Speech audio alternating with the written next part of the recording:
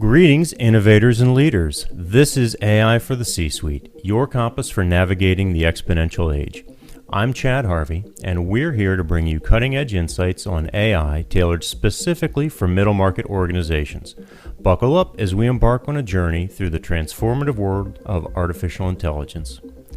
My guest today is Reggie Henry, Chief Information and Performance Excellence Officer with ASAE, the American Society of Association Executives. Reggie is a seasoned professional with over 2 decades of experience in the nonprofit sector. His career spans an impressive array of roles, including technology and management consulting for the Public Education Fund Network, where he played a key role in developing the Fund's Center for Organizational Development. His expertise extends to his time as a manager in Grant Thornton's Information Technology Group, specializing in association consulting, as well as co-founding the management consulting firm Henry, Kinnelly and Associates. A sought-after speaker on IT and tech issues, Reggie has presented at numerous high-profile events, including the NAHB Association Leadership Institute, ASAE Annual Meeting, and the Global INET Conference in Geneva. His insights have been valued across various sectors, from the U.S. Chamber of Commerce to the AICPA. In a testament to his forward-thinking approach, he was invited by the Secretary of the Smithsonian in 2009 to participate in Smithsonian 2.0, a gathering aimed at reimagining the institution in the digital age. With this wealth of experience and a finger on the pulse of technological advancements, our guest is uniquely positioned to discuss the intersection of AI and association management. Reggie, welcome to AI for the C-Suite. Thank you, sir. Thank you for that too long but welcome introduction. Well, we need to establish your bona fides right up front, Reggie. So, hey, let's take it down a notch, a little less formal than that massive intro I gave you. And to kick things off, why don't you just tell us about your journey into the world of AI and how you've seen it evolve in recent years? What was kind of your starting point, and what are you sensing right now? Yeah, I think it's important to remind people that AI isn't really new. It's been around for quite some time, actually. And my first intro was probably, I want to say, 10 years ago, Okay. and looking at some specific tools to do data analysis and things like that. Where we've gotten to, obviously, is generative AI, which is the thing that's in the mainstream right now. And it's a more usable form of AI, obviously. It hits the sweet spot of what organizations do, which is generate content in all kinds of shapes and forms. 2 years ago, I guess, when generative AI really started to take hold and early versions of ChatGPT came out, right away you could see that something was different. It scared me a little bit because it just dropped. And all of a sudden there was this thing that supposedly had all of the knowledge gathered in the world over the last 10 years or so there at our fingertips to be able to interact with in a conversational way, which made it accessible to almost everybody. And without warning, people started to use it and do things with it. And we've got this term called shadow IT, when IT-related things kind of just show up. Well, this was shadow everything, because not only was it IT-related, it was everything related. So that's kind of what started us on our formal journey with AI here at ASAE.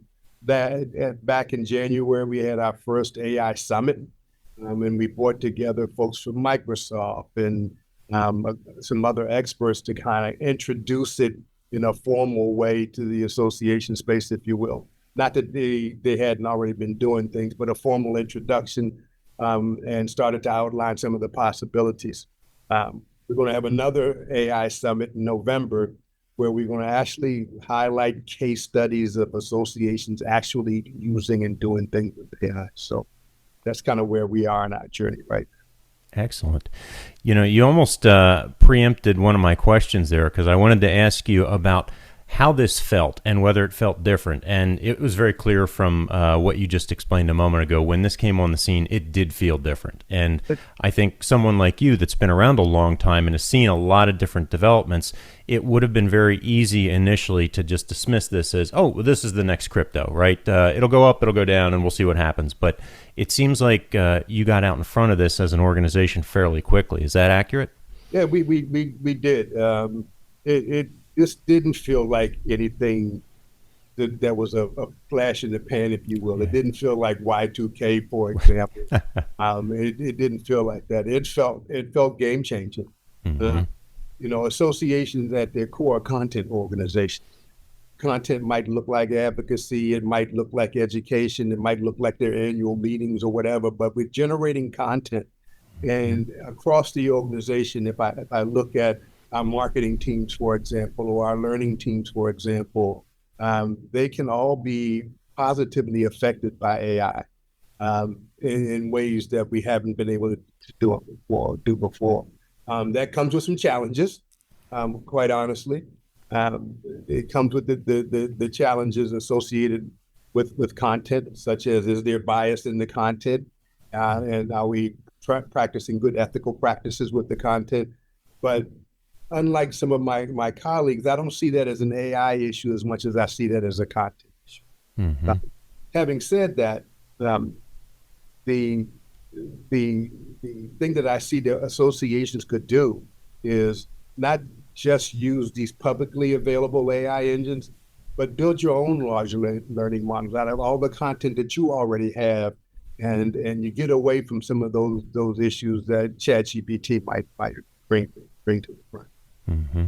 No, I think that's spot on. There's a tremendous amount of value that I'm seeing with the organizations that I've been working with and had some interaction with the publicly available models. And we're all familiar with what I call the off-the-shelf tech. There seems to be, at least in the last 6 to 8 months, a much more concerted move with organizations that have the resources to spin up their own large foundational models and leverage their own content. You alluded a moment ago to the conference that is coming up that ASAE is having in November and highlighting some case studies. Would you be able to give us a preview or a sneak peek at any particular case studies or any examples from your membership that you think are especially resonant? Yeah, I like for one of the, we'll probably have several case studies of associations have built their own large language models, and what they're pulling out of there. But a couple of the examples, though, are using large language models to not only produce content, but using them in a way.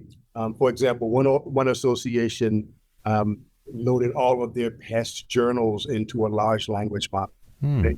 So 2 or 3 things happen there.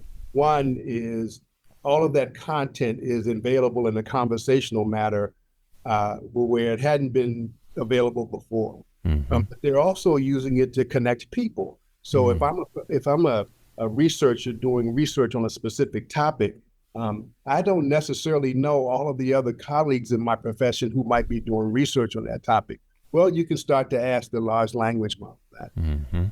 So you think about going to an annual meeting armed with, these are the people I need to talk to. These are the things that they're working on. Here's how it either coalesces or differs from my research. That's creating a different experience at your annual meeting than you might have ever had before. We use this term sometimes called intentional serendipity. How do you make those things connect that should be connected in ways that we never could before? I think that's a particularly interesting model for associations. I know there's going to be a lot of conversation around how some of these large language models and the availability of that content start to affect an association's business model. For example, I can go into our large language model and ask it some pretty sophisticated questions that before now are only available for people if they purchase our benchmarking study or if they purchase our policies and procedures manual. How does that affect things? As people are starting to expect to get answers rather than resources where they have to go find answers. Right.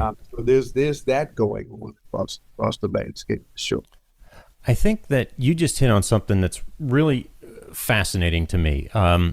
You started our conversation talking about associations being in the content business, and I think that is a very accurate statement.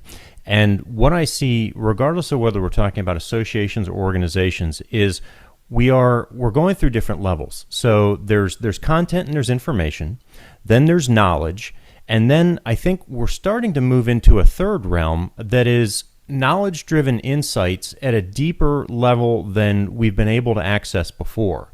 And Absolutely. yeah, and you talked about this calling into question the business model with a lot of associations.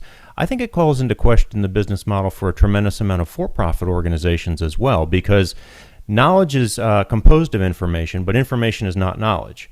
And as we continue to go up this ladder and move into this new era, I'd be interested if we hit the fast forward button on the tape deck here, dating myself, and we just project it out a little bit. Where do you see some of these multi-agent systems? Where do you see some of these conversational AI systems going with respect to that knowledge and kind of deeper insights? And I'll just stop right there. Yeah. Yeah, it's funny you used the word insight. We launched a project last year called Insight as a Service. And we did it for some of the reasons that you mentioned. I remember asking our web team at one point in time, how much of our content is readily available? Mm-hmm.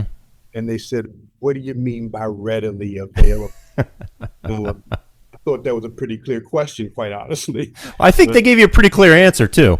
Yeah. But if you think about it, most organizations, and we've tried with taxonomy, we've tried with navigation, we've tried with everything that we had previous to AI to make content readily available. Mm-hmm. When I did the research on our organization, I would say about 25% of our content was readily available. Yeah. Okay? Which means somebody trying to learn, somebody trying to gather knowledge didn't have all of the content available that they needed to do so. Well, AI changes that for us a little bit. Yeah. The questions that I can ask now of this large language model brings to bear all of our content, which means all of our content can be connected in ways it might not have been able to be connected before. And so this building of knowledge, this building of knowing everything that there is to know about a specific subject, and being able to analyze that quickly and readily is upon us now. Mm-hmm. And I think that gets to this knowledge place. It gets to, the quickly being able to analyze large sums of data to gain what are the key points here in these large swaths of data in ways that we couldn't before. So I don't know that we get to, people have that data, not information, knowledge, wisdom thing. I don't know that we get to the wisdom thing because I think that requires human intervention to get to the wisdom thing. But we certainly can get to the knowledge place fast. Absolutely.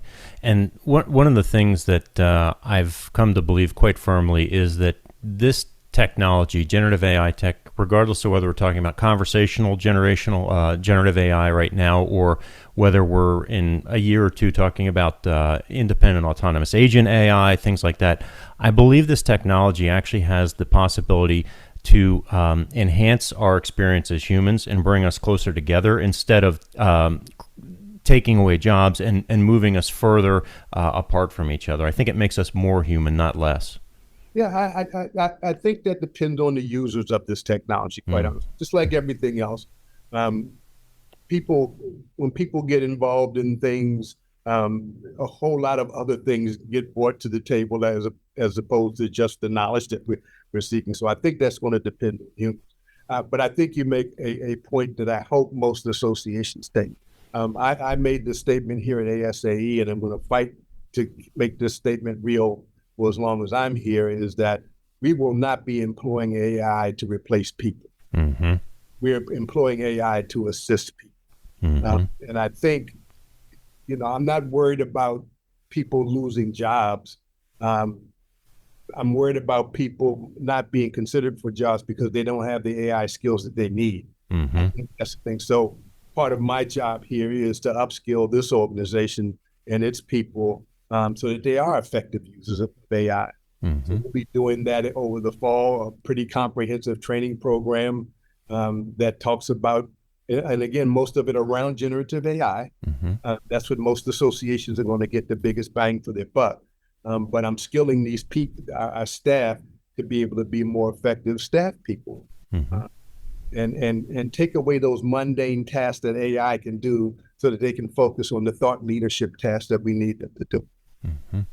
I want to go a little bit deeper on this because this is a subject that comes up an awful lot when I walk through the door at organizations in terms of what types of training do we need for our employees? What types of upskilling? How do they talk to these systems? So what kind of path have you gone down? You mentioned you're getting ready to roll out a comprehensive upskilling program. Talk a little bit about that. I'm sure everybody's fascinated to know what you're doing there. Yeah, so part of what we'll be doing is a pretty substantive, here's what's really happening behind the scenes, Mm-hmm. as much as people can handle. Some of it's real, just real techie Yeah. stuff and mathematic stuff, and it's that sort of stuff. So I'll let people dive as deep as they need to understand what's really happening here, so that this whole that it's magic thing gets out of their head. Um, the second is uh, doing a kind of a job task analysis, if you will, to figure out where are all the places where AI can really help this organization. Mm-hmm. So we'll do a lot with content generation. We'll do a lot with data analysis. We'll do a lot of those sorts of trainings with people, where we're training people to do their jobs differently using AI, not just training them on AI. How do you do your job differently with the tools that are available? Mm-hmm. We're going to spend a lot of time with Microsoft Copilot, Mm-hmm. and learning how Excel is affected by it, and how PowerPoint is affected by it, and how Word's affected by it, how Outlook's affected by it. These are the tools people use every day to do their jobs better. And then I'm going to ask the organization to say, what are things we could not do or weren't able to do that AI might be able to help us do? So for one example is, at our last major conference, our membership marketing, communications, and technology conference, for the first time ever, we produced a compendium of that event, which had every session, key takeaways for every session, key reflective moments for every session, things that people should be able to do now about whatever the topic was that they weren't able to do before. And we used AI to generate that. We used AI, it just took in the transcript from the sections, from the session, which was recorded, and we had a tool that we used that spit out those key takeaways, those things to do, those solutions, and sentiment about the topic. We weren't able to do that before. When I looked at what it would have taken to do that, it was a 2 month job of who knows how many hours, and we were able to do it in a week. Right. So there's those things that we've never been able to do before that we should be able to do. So all those kinds of trainings we're going to be doing over time. Mm-hmm. I love how you started with the demystification of it, because a lot of folks just, you hear the term black box thrown around a lot in two ways. One, we don't know what training went into it. And then number two, we don't really understand how it works. So I love the fact that you're straddling that line between giving the users enough insight into how it works on the back end without overwhelming them with, too much technical gobbledygook. So that's fantastic. Has the approach that you've taken at ASAE with generative AI changed in any way how you're thinking about structuring your data when it comes in? So you gave the example a moment ago about the conference and what you're doing with the data. Is it changing in any way how you're organizing information? Not a lot, and I'll tell you why. Yeah.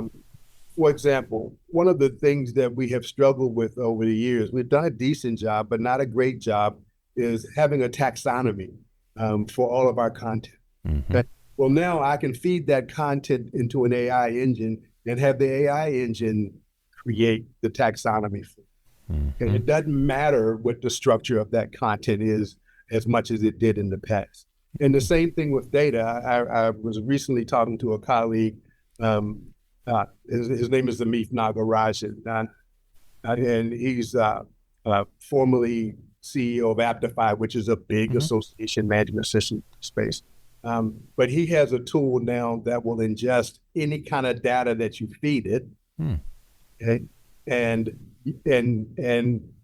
take that data, put it into a large language model that you can then start to ask questions.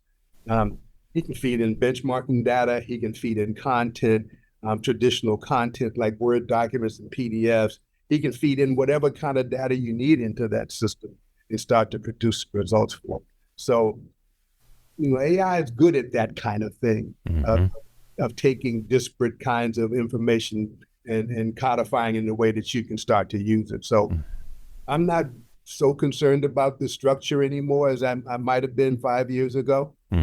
More concerned about finding the right tools to work with. Let's talk about that a little bit more. There's an awful lot of organizations that chase shiny objects. They go after whatever the shiny object of the moment is. And I feel from your conversation here thus far that ASAE has taken a more deliberate approach with this to try and marry up where generative AI can impact your long-term strategy for the organization and the strategic plan that you have. And I think what's of interest to me is, how did you reconcile those two areas initially? How did you take the strategic plan, let's just give a very specific example, say your domain of focus there at ASAE, Reggie. How did you take your particular responsibilities under, say, a 3-year strategic plan, look at generative AI and say, this works, this doesn't work, or maybe we need to adjust the strategy? What did that look like? Yeah. So part of my title is Performance Excellence Officer. And so my job, part of my job is to make sure that this organization is producing the content that supports our strategic plan, but also giving staff a way to tie all their work back to that strategic plan. So we actually have a tool called Planet that allows staff to do that. Having said that, it's also my job to look across all of those major projects that we're doing and seeing and AI is the tool of choice right now, but how can technology further our initiatives in all of these domains that are part of our strategic plan?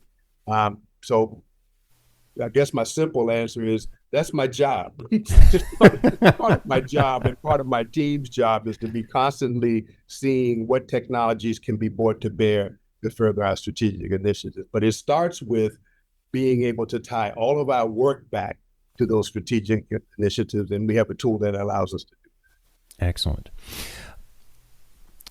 One of the things that comes up an awful lot, both in the nonprofit as well as the profit sector, is where do I start? Right? I get this so often, even from organizations that aren't resource constrained.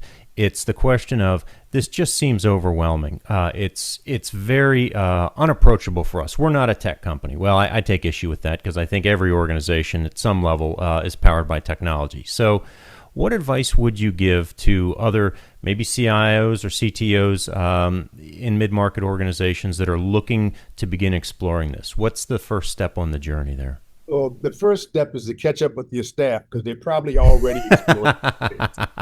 And I mean that sincerely. Yeah. And I can't tell you the places when I guess it was a year and a half ago, almost 2 years ago now, where I sent out a questionnaire to staff to figure out who was already using AI. And much to my kind of surprise and happiness, actually, I'll just tell you, it made me happy that about 30% of the people were already exploring how to use AI. So do that kind of research at the very beginning. Do some kind of a survey to figure out who already on your staff are using AI.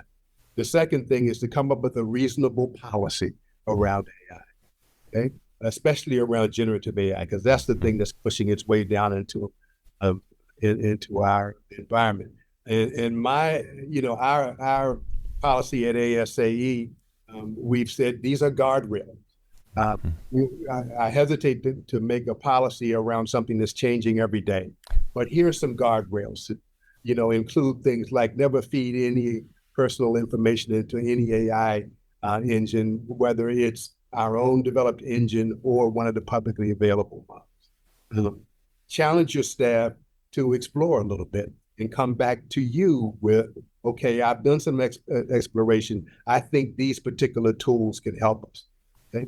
The third leg of our policy is that any tool that we use on a widespread basis has to be run through some things that check for bias and ethicalness of the tool, et cetera. But then explore and use these technologies. Mm-hmm. But have you need a policy in place. The For associations in particular, you need to find some way of gauging where your members are in terms of their understanding of the technology and their comfort level with it. And so we did that. We have a group called the Associations Insight Center, and they specifically did a study with CEOs to find out what their sentiments were toward AI and what they thought the challenging things were and where they thought it could be best put. So you need to do some research with your members as well, but start at those three places. Mm-hmm. You know?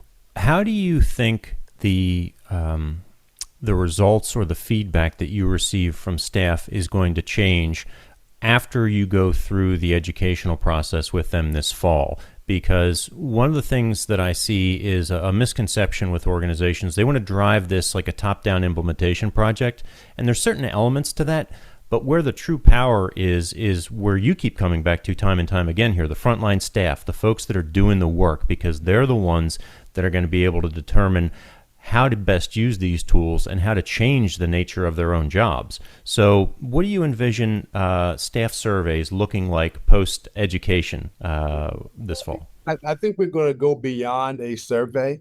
After we do this education, I'm going to put a staff AI team in place, if you will, that's composed of at least one person from every department in the organization, so that we continually surface, here are the ways that I think AI can affect my work and therefore the organization's work.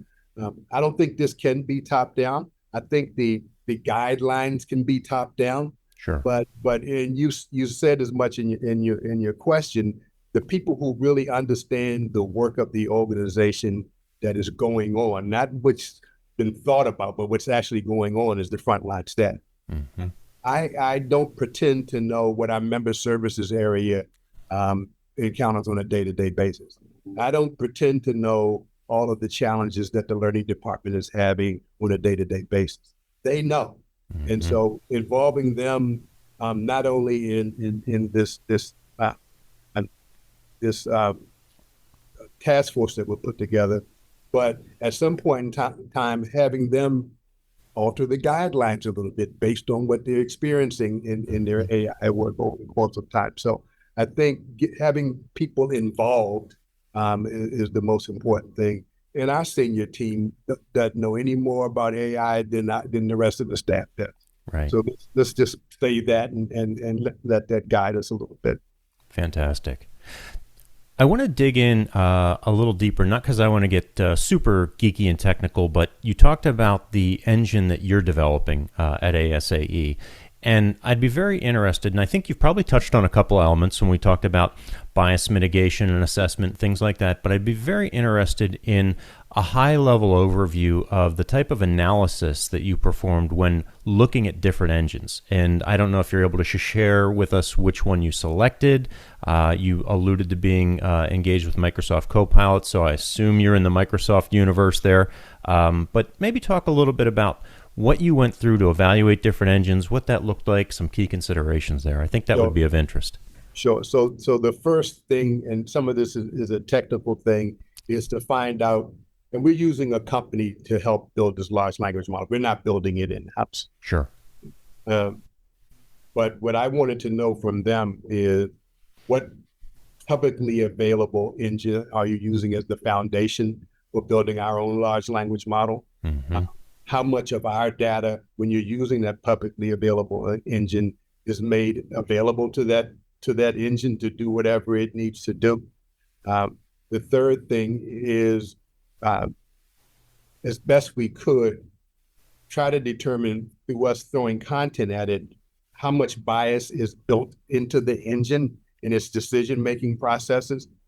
We were able to find out that luckily that not much bias was in there. I'm going to stop for a second right there and say that what I'm finding in terms of these bias issues is that most of the bias is in the content, not in what the engine does. Right. I mean, that's where the bias is, Mm-hmm. and the ethical issues are in the content, not in what the particular engine does. And I think that was a key point for me to understand. And I went back and I asked a couple of my colleagues, actually about 40 of my colleagues, have you ever done any kind of a bias assessment against your content before? And Hmm. nobody had done that. So my next question is, why are we putting that heavy weight on AI? Mm-hmm. It doesn't live there. It lives in the content. And Mm-hmm. so doing something about that. So we did that kind of analysis as well. The other thing was, did this engine have a methodology or a way to temper its answers based on what was needed? So, for Mm-hmm. example, when you're giving your answers, can you give a formal answer that I might be able to use in the board presentation? Can you give an informal answer that I might use in everyday conversation with my colleagues? You know, at what education level is the content or is the answers given? You know, if you're giving it at a 12th grade level, a lot of people can't understand content that comes back at that level. Well, can you modify the levels of answers that's coming back? So that's the kind of analysis we did Mm-hmm. for the most part. We didn't get deep into um, the the actual modeling of the content and structure of that, because I don't need to know that. I need to know that the results coming back are what I expected to be. Mm-hmm. Okay, you just threw out a bunch of really interesting stuff that I'd like to probe into in sequence here. So first of all, with respect to the output of these engines, and you gave the example about different reading levels. I think you threw out a 12th grade reading level, that type of thing. How do you see moving forward the ability to either provide back-end meta prompts and guardrails, or maybe just kind of structured prompts that folks can choose their own adventure, as you Right. will, in terms of how that output looks? What's that look like? Sure. So what I'm starting to see, which is great, is a number of tools where the company has done so much research into the particular domain that it's in Mm-hmm. that it can start to build templates um, Mm-hmm. that they put the answer in. We're using this one particular tool called Spark, and they started off as a company in the event industry. Right. And so they pretty much know uh, the types of output that people expect to get when they go to an event. So, for example, and that's the tool we use to produce the compendium I was talking about. So I can take a transcript, and it can either be we use a product called Wordly to capture our transcripts. Um, and it captures it both in terms of video, audio, or just written word kind of transcripts. I can feed that into the Spark tool, and it already has templates that put out things like, here's the sentiment analysis based on this transcript that you put in. Here are the challenges and solutions that we're talking about in this transcript that you put in. Here are the key takeaways. So I'm starting to see tools that already have these templates built in so Mm-hmm. that you don't have to do that work. You don't have to. Fantastic. I'm seeing that sort of stuff. One of the things that you also surfaced earlier was, as we're talking about the model that you're building, and we're talking about all the content that's being ingested, and then the outputs that are being created. What kind of conversations have you had, or what kind of thoughts do you have? Might be a better question about how to incorporate the AI generated content back into your content library, or is that a hard pass? What's that look like? I don't think that's a hard pass. So, for example, I'm building on the story that I just told. Um, Given that we can use AI to pull out the key takeaways from any session that we do, Mm-hmm. uh, why shouldn't I feed that back into the large language model?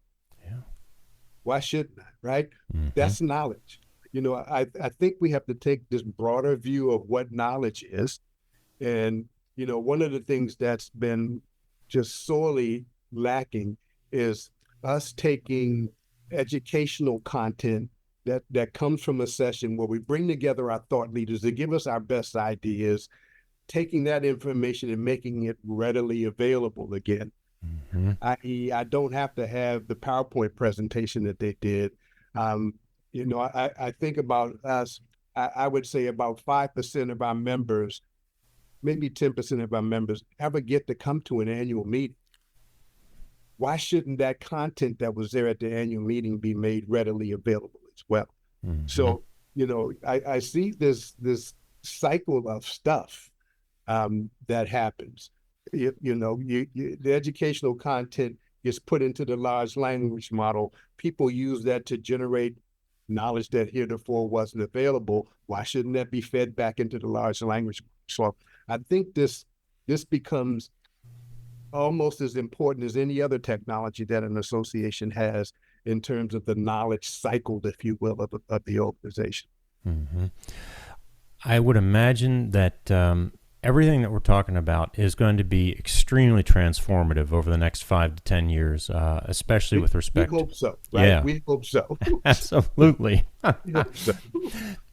It also strikes me that a common theme here, even though we haven't really teased this out, a common theme that we're discussing here is the personalization of the experience for the member or for the individual human here, if you're out in for-profit land as opposed to association land. And what in an ideal world would the member experience look like in, say, I don't know, the year 2030, if the technology continues to progress?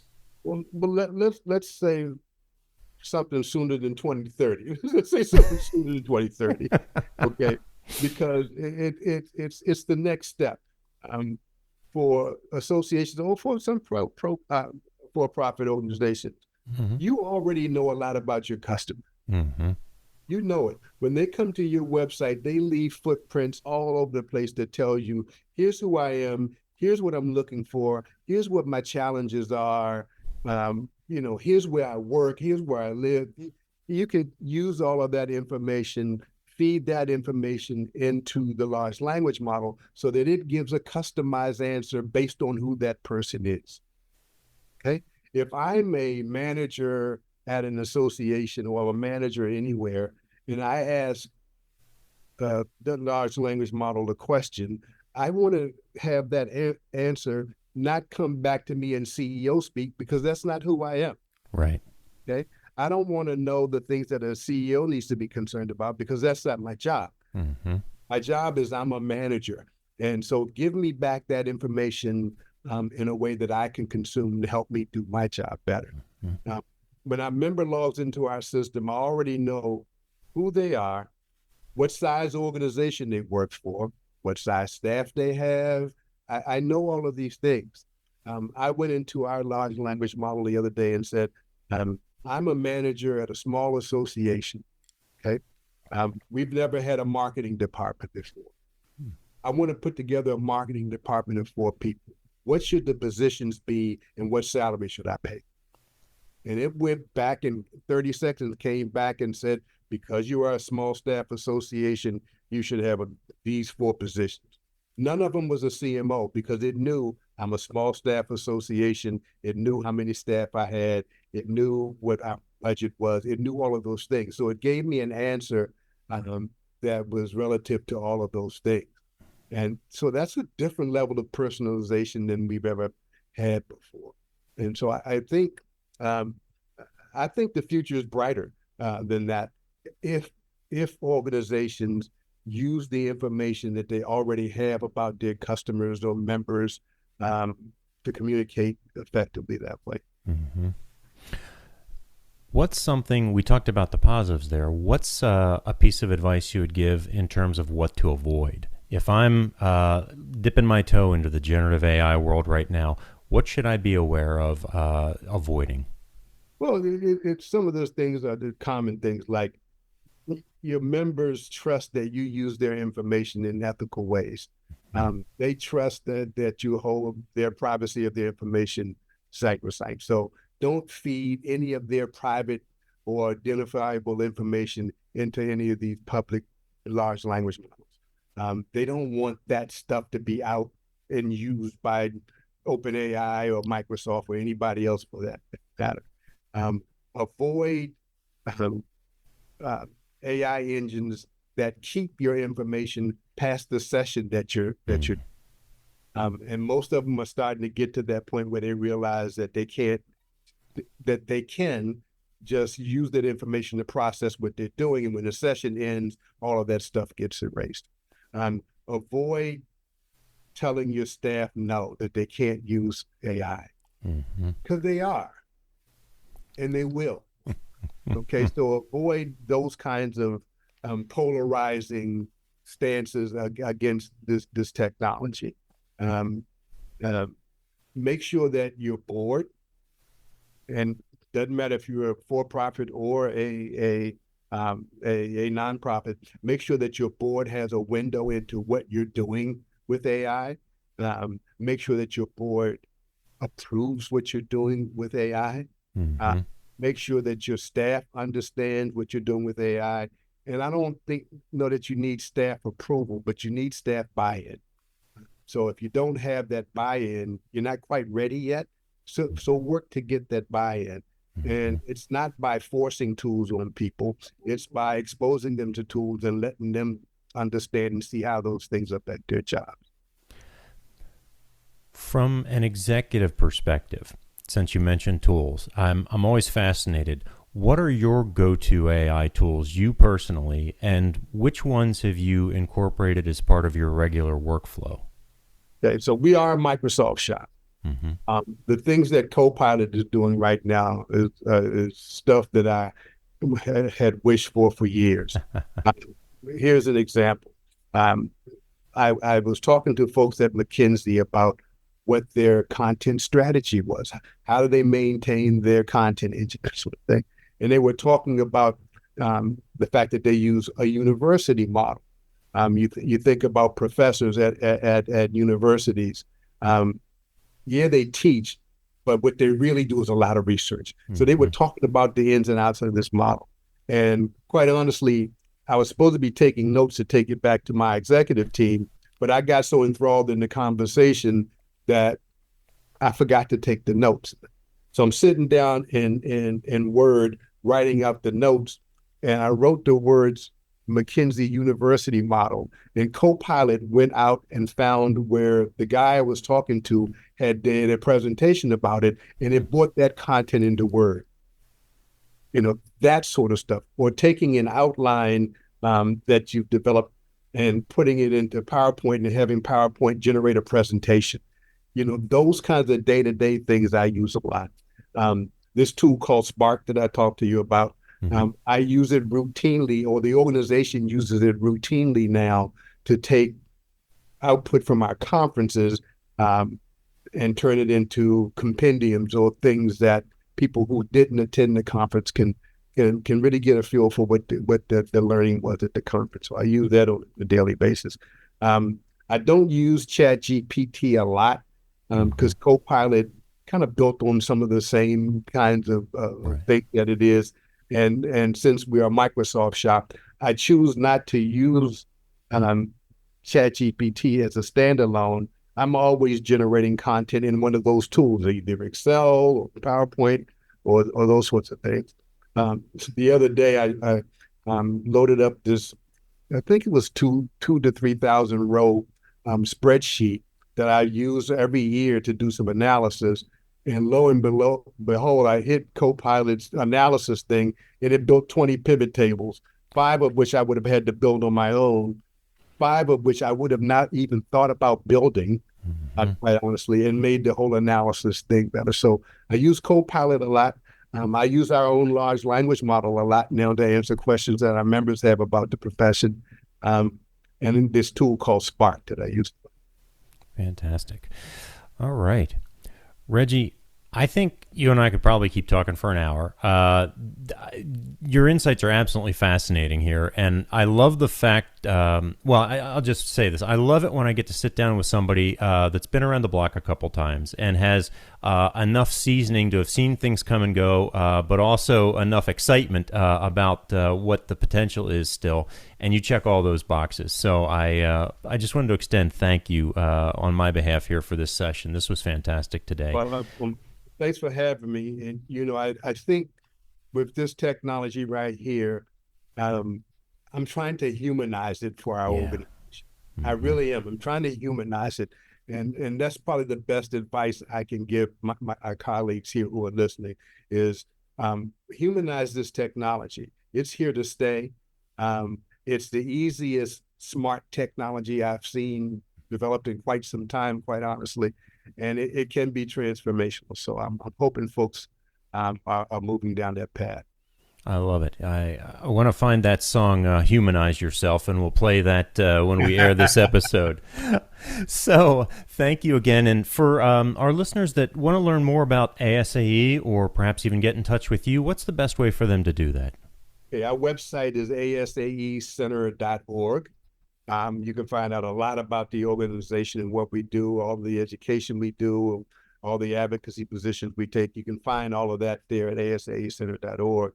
And if they want to reach me, the best way is Reggie at asaecenter.org. Very good. Pretty simple. Thank you so much. I appreciate you sharing your insights with us today. This was absolutely fantastic. Good. All right, my friend, and hope to see you soon, okay? All right. And for our listeners, thank you for tuning into AI for the C-Suite. We are committed to helping middle market leaders thrive during the exponential age. So if you found value in today's discussion, please be sure to subscribe to our podcast, follow us on all the socials, and visit our site, aifortheCsuite.com. Join us next time as we continue to unlock the potential of AI for your organization. And until then, keep your algorithms running, your leadership evolving, and your AI in check. Take care.